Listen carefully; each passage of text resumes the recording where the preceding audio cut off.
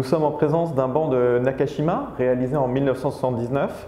Son auteur George Nakashima est lui né en 1905 à Washington, d'origine japonaise. Il va suivre des études d'architecture qu'il terminera dans les années 30. Il poursuivra sa carrière ensuite en Europe, mais surtout au Japon, où il restera jusqu'en 1939 avec Antonin Raymond. Il repartira, pour les raisons de la guerre, aux États-Unis et sera dans un camp sur la côte ouest en 1941 après l'attaque de Pearl Harbor.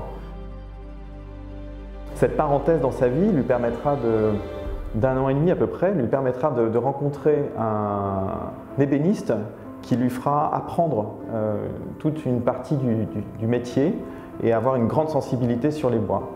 Il sortira du camp grâce à Antonin Raymond, qui le fera rejoindre une de ses propriétés à New Hope, en Pennsylvanie, une région extrêmement boisée, dans laquelle il développera sa carrière véritablement de designer.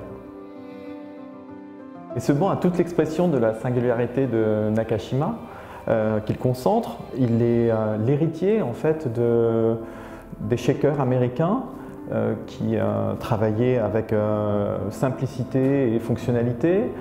C'est aussi les mêmes principes qui étaient défendus par Frank Lloyd Wright, dont s'inspirait beaucoup l'architecte Antonin Raymond avec qui il a travaillé.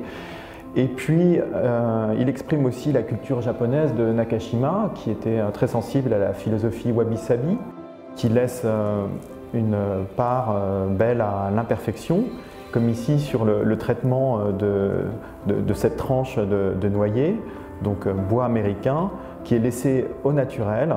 Ce sont ces irrégularités qui font toute la beauté de ce banc.